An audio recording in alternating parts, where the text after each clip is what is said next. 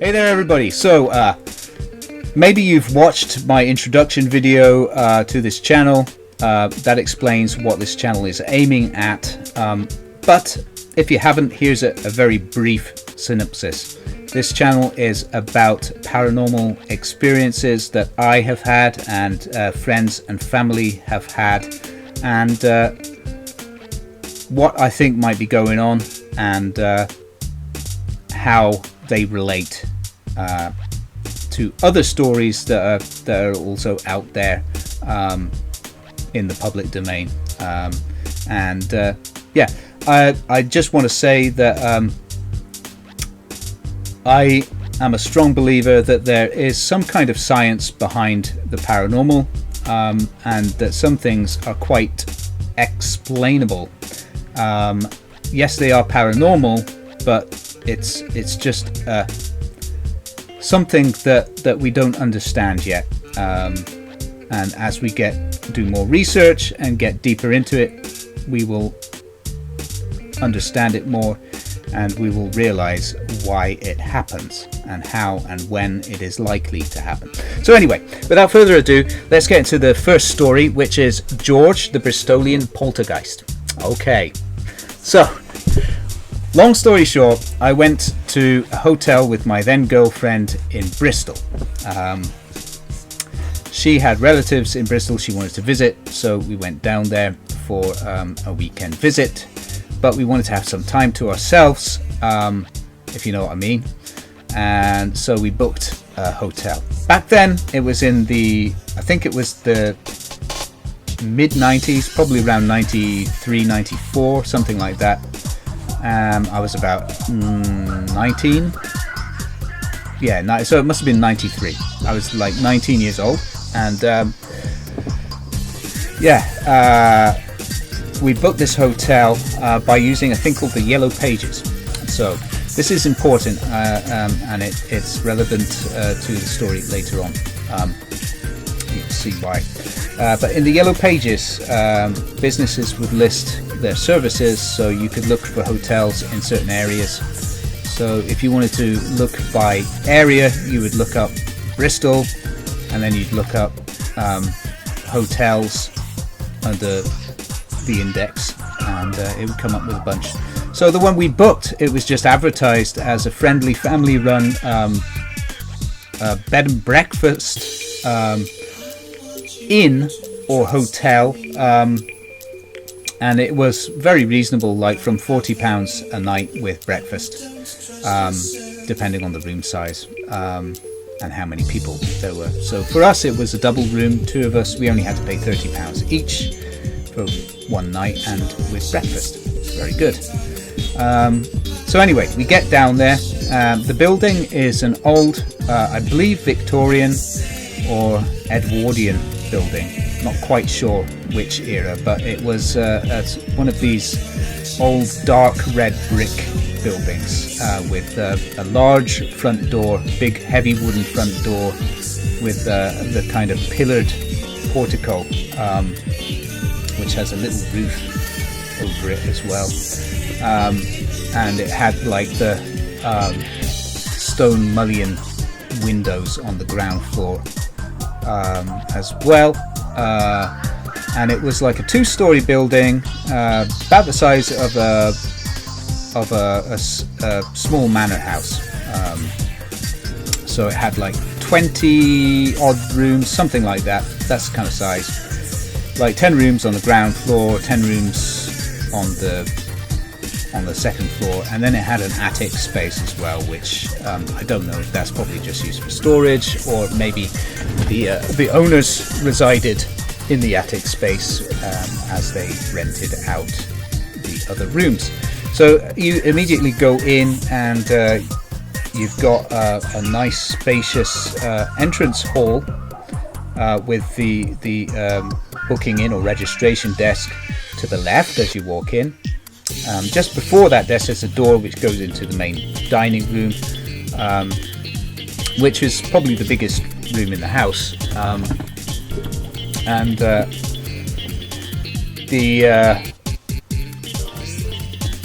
yeah, the second floor is like a gallery arrangement. So it has a balustrade that goes around on the second floor.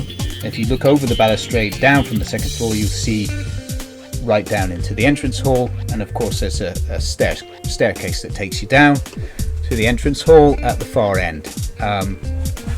So that's the structure of the building, basically. And you're looking at a building which is like 120 years old, something like that. And so we check in, and this is in early spring. So it's off peak, it's not very busy. There's maybe only one or two other guests that are staying there. And the lady's like, okay, we've got you booked in for bed and breakfast. You got your double room. Up there's room number 15, if I recall correctly. That is what it was, room number 15 on the second floor. Up the stairs, and it's on the left hand side. If you're looking up from the hall, our room is on the left hand side as you come in from the entrance. Look up, our room's on the left hand side. And between our room and the other rooms there's a shared toilet. Now, a lot of the rooms had their own ensuite showers, so this shared toilet is separate from the shared. There's also a shared bath as well. So some of the cheaper rooms, they don't come with an ensuite, and you can use the shared bath. But anyway, that's relevant a bit later on. So we go to our room, and we take a bottle of wine with us, a couple of wine glasses to share, and we settle in to watch TV in bed, and yeah, it's very cozy. It's a nice spacious room. It's quite tall, it's quite high, like the headspace. The height of those rooms was probably like around 280 centimeters, something like that. You know, those houses had a fair bit of headroom in them, and you know, it's quite a large window in there with these big heavy curtains. So the curtains were drawn, window was closed. There's no draft either. It's very well sealed and insulated. It's been well maintained, and yeah, it's cozy. It's a very good hotel. I would recommend it. Not that I can remember the name of it, but it was in the outskirts of Bristol. So that's another detail. The outskirts of Bristol are quite quiet. They're not heavily populated. It's a bit like being in a village, essentially. So anyway, long story short, we're in bed. Been having a little bit of wine, but we're by no means drunk. So there's no silly hallucinations or shenanigans going on there. And it's probably around midnight. Maybe a little bit after, if I recall correctly. We were watching some stupid game show on Channel 4, I think it was, back then. It was, anyway, that's beside the point. It was a load of bollocks. It was crap television, junk television. But it was a laugh. And my girlfriend is next to me in bed on my left, which is on the window side of the room, and I'm to her right, and then to the right of the bed, about 1.5 meters away, is the door to the room, okay, which is closed, of course. It's closed, but it isn't locked. It's just latched.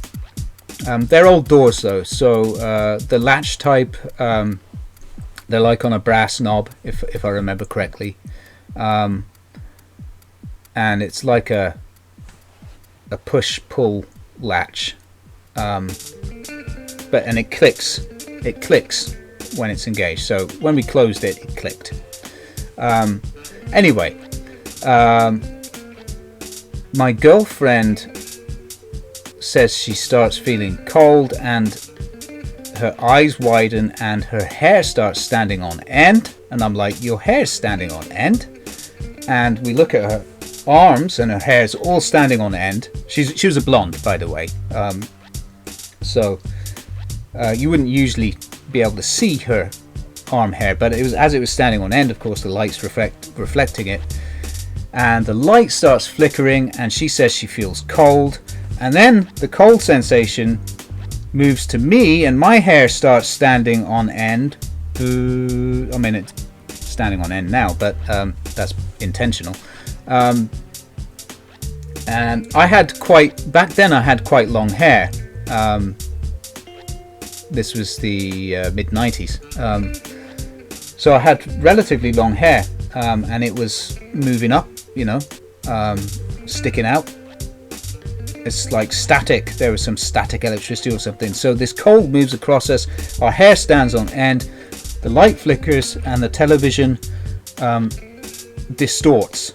The signal distorts. And then this cold moves past us, and there is a smell that occurred as that cold passed us, and I can't describe it as anything other than a faint, fishy, like rotten fish smell. Not very pleasant smell. It's like that glue that I don't know if you ever had that at school, that glue that you get at school that's made from fish bones or something, and when you open it smells fishy. It was like that. And then the frickin' door opens. We're like, Jesus Christ, what the hell was that? That must be the poltergeist the lady was telling us about. Did I say that? The lady, when we checked in, she told us, don't mind George. That's what she said to us, don't mind George, and we just laughed it off thinking it was a joke. Because she said George is the resident ghost. And we just laughed it off thinking it was a ghost. I can't remember if I mentioned that earlier. That's an important point though, so if I didn't, sorry. But that's so we looked at each other, we said, that must be George then, eh? And kind of laughed.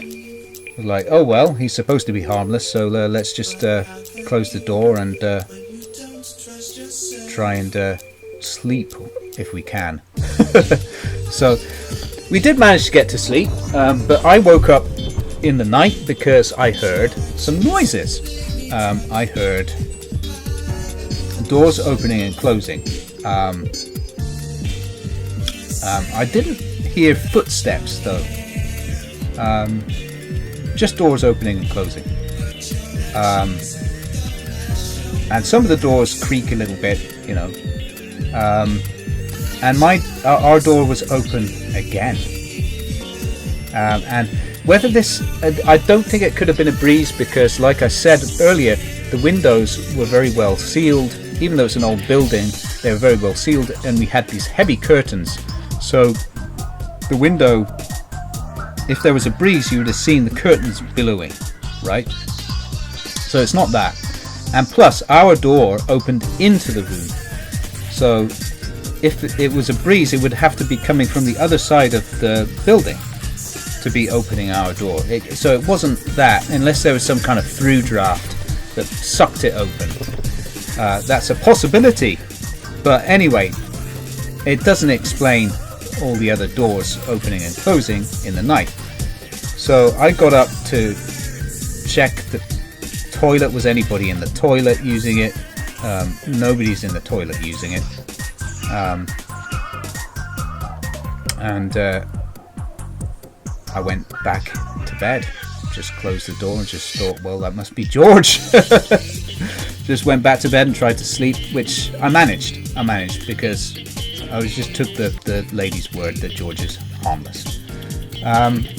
So in the morning, we woke up relatively late in the morning, probably about 10 o'clock, and went downstairs for our breakfast, and the lady is the same lady at the desk. She asked us if we slept okay, and I mentioned that something happened in our room. There was this weird cold patch, and the television flickered, the lights flickered, and the door opened. And then in the night, I was woken up again because there were doors opening and stuff. She's like, "Oh, I'm terribly sorry for the disturbance. That's George. Yeah, this has been going on for a long time now, ever since he passed, which was decades ago.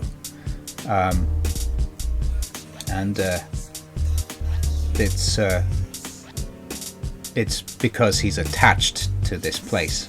You know, he was the grandson of the owner of this building. It was a family-run business. It still is, actually. She said, as she was explaining, and he was very attached to the place. He did a lot of the cleaning and stuff and preparing rooms himself, even though he didn't have to. He could have just hired someone else to do it, but he ran the business very well, and he loved being there, and he never wanted to leave. So I guess that's why George stuck around, eh? So we're like, oh, okay, it must have been him then. That's George. So I have no idea what you think of that, whether you can believe that or not, but that's the story. We then had our breakfast and got checked out and went on our merry way to go to a relative's place, which was a little bit further into town. So, but that's the story. And it correlates to another story as well, which I'm going to be uploading on this channel shortly, which I'm linking to in the description below, which is We Live Here Too. It's going to be called. I'll just make it up because I've got to get the title straight. We Live Here Too. Which has some similar qualities to this story about George the Poltergeist. Okay, so and these are good stories. They're not stories about malevolent spirits or anything, or nothing bad happens really. It's all fine. So that is it. I'd love to know your opinions, if you've had similar experiences or not yourselves. What you think it might be. Do you believe that was really a poltergeist, or do you think that we were just imagining things, as to why there's a fishy smell, a cold patch, as to why our hair stood up on end, as to why the television flickered and the light flickered, as to why doors opened despite there being no draft. Doors opened on their own when they really shouldn't. However, no, in this case there were no apparitions. We didn't see anything. Although I would describe that as this cold passed us, there was a slight haze. It's like if you're looking at steam coming out of a kettle. There's a slight distortion of what you can see through the steam, right? A little bit like that. Or if there's a heat haze, it's a bit like that. I did notice that as another aspect of this experience. So there you go, guys. That is it. I'd love to know what you think. Am I crazy? Was I hallucinating? Was my girlfriend crazy as well? Was the owner of that pub just trying to... Was she making up stories to try and make her inn or hotel more intriguing? I don't think so. And I'll tell you why, because in the advert, in the Yellow Pages, there's no mention of it being haunted. It's not like, come to Bristol's most haunted inn. Nothing like that. On the other hand, nowadays, you get that. You get that a lot. The most haunted pub in Bristol. And there are haunted pubs in Bristol. If you look it up online, you'll see many links. But whether that's a that's just bullshit to try and draw customers in or not, I don't know. Things have changed. In the 90s, people don't want to go stay in a hotel overnight that's haunted. They want to get a good night's sleep and have a good breakfast. They're not looking for haunted hotels. You know, that's not why you go to a hotel. You know, so, and this one was not advertised as a haunted hotel, and I think they did not advertise it as that because it specifically would not draw people to it. It would actually deter people from it. So, but she had the decency to tell us after we'd booked and as we were checking in, "Oh, don't mind George." So, but we decided to stay there anyway. You know, we could have legally said, "That's it, we're not staying here. You didn't divulge that information as we booked it. We have the legal right to cancel," but we didn't. So, and the reason we didn't is because I've already had supernatural experiences in the past, and I'm not particularly. I wasn't particularly scared or afraid of a poltergeist, because you know it ties into other stories, as I said, which are linked below. So you can link to the "We Live Here Too" story below, and that has interesting parallels to the story of George, the Bristolian Poltergeist. So I hope you'll enjoy that one too, and thanks a lot for watching. Cheers!